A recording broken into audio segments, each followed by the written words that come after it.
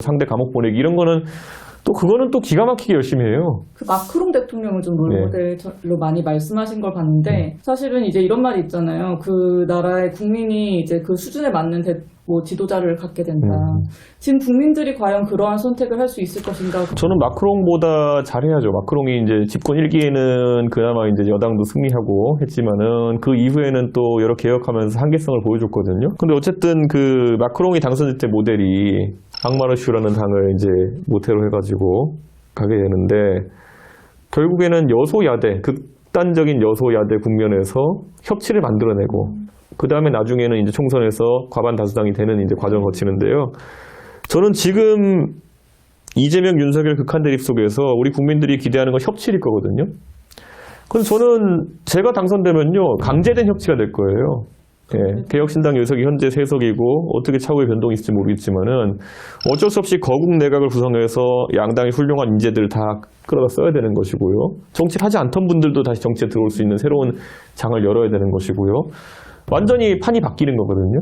저는 그게 오히려 대한민국 정치에 낫지 않냐. 지금 윤석열 대통령이 저는 해괴한 짓을 하니까 윤석열 대통령에는 비판이 많지만 이재명 대표가 만약에 대통령이 된다고 하면은 180석 가까운 의석과 대통령이 결합된 형태의 막무가내성이라고 하는 거는 오히려 대한민국이 감당하기 어려운 방향일 수 있어요. 저는 그거를 두려워하는 국민들이라면요, 새로운 정치 모델에 관심을 가지셔야죠. 그래서 제가 요즘 얘기하는 게 미국의 이제 그 중도 정당이 내세웠던 구호 중에 좌도 아니고 우도 아니고 앞으로다.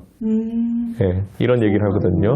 예, 저는 왼쪽도 오른쪽도 아니고 앞으로다라는 말을 대한민국에서 이제 많이 해야 되지 않을까 생각합니다. 조금 더 디테일하게 조기 대선에 집중해서 말씀을 여쭤보고 싶어요. BBC 인터뷰가 12월 14일자로 이제 조기 대선이 3월 이후에 치러지면 이제 역할을 할 의향이 있다 이렇게 말씀을 하셔서 마치 이제 대선 출마 선언 같이 됐는데 원래도 이제 잠룡으로 꼽히셨지만 차기냐 착착이냐 뭐 여러 가지 얘기가 있었거든요. 좀 혹시 이번 비상계엄과 탄핵 사태가 좀 이러한 결심을 좀 굳힌 계기가 됐을까요? 저는 개혁신당을 만들 때부터 애초에 대한민국 정치 확 바꾸겠다는 생각을 한 거기 때문에 어떤 선거라도 준비를 항상 하고 있었죠. 그런데 이제 윤석열 대통령의 계엄이라는 거는 대한민국 정치 한계성을 더 일찍 드러내 보인 것이다. 그래서 저는 바뀌어야 된다는 점에 대해서 회피하지 않겠다. 저 예전에 전당대회 나갈 때도요, 사람들이 야, 저거 무슨 뭐 경험치 쌓으러 나가는 거냐, 그때 무슨 정말 초반엔 그랬죠. 광파로 나가는 거냐 이런 얘기도 하고 했는데, 아니 저는 당선되려고 나간 거고 바꾸려고 나가는 거거든요. 저는 그 다음에 동탄 선거도 무슨 뭐 이제는 제가 드디어 미쳤구나 뭐 이런 얘기까지 들으면서 나갔는데 선거 문화를 확 바꿔버려. 됐다는 목표로 새롭게 선거를 한 거거든요. 저는 이번에 대선 같은 경우에도 호사가들이 무슨 말 하더라도 저는 당선을 목표로 가가지고 대한민국 확 바꿔놓으려고 하는 것이 무슨 제가 정치하면서 안 해본 게 뭐가 있다고 경험치 쌓고 무슨 광팔로 나가겠습니까? 그거는. 단도직입적으로 지금 이제 이재명 대표가 30%대 정도로 각종 여론조사에서 압도적인 1위예요. 이 부분 좀 이길 수 있나요? 저는 국민들이 지금 현실적인 본인의 삶에 대입해서 이제 문제를 바라보기 시작하면은 위기의식을 느낄 거라 생각합니다.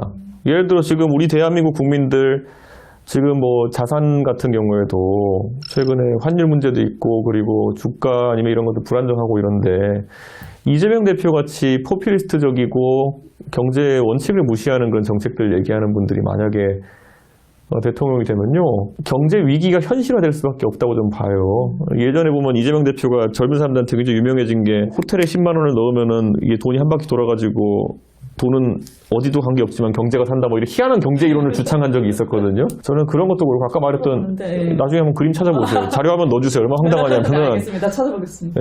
뭐 되게 웃겨요. 호텔에 예약을 한 다음에 10만 원을 넣은 다음에 그걸로 뭐 매트리스를 사고 이렇게 한 바퀴 돌아가지고 예약을 취소하면은 돈은 어디 관계없는데 경제가 산다 뭐 이런 논리거든요. 근데 이거는 만약 진짜 이재명 대표가 뭐 옆에 조력자가 아니라 진짜 이렇게 생각하시면 이건 지능의 문제입니다. 이거는.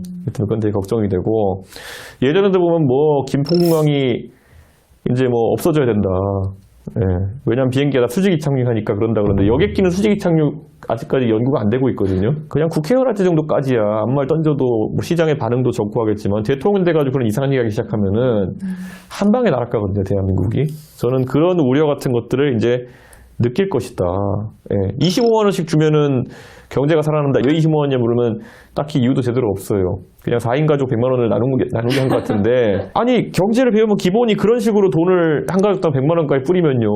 인플레이션이 엄청나게 발생한다는 거, 돈 가치 휴지 조각 돼간다는 거. 그래서 우리 월급은 안 오르는데 인플레이션이 극대화되면은 말 그대로 우리 실질 소득이 줄어드는 결과가 나는 거거든요. 그러니까 그런데 예전에 문재인 정부 때 소득주도 성장한다 그래가지고 그 멍청한 얘기 때문에 얼마나 대한민국 혼란스러웠는데 소득주도 성장보다 더 황당한 게 25만 원 주면 이제 경제가 발달한다. 이거는 그렇게 쉬운 거면 어떤 바보가 못합니까 전 세계적으로. 근데 이런 것들이 지금 경제 정책가 나온다는 게 전 굉장히 걱정스럽습니다.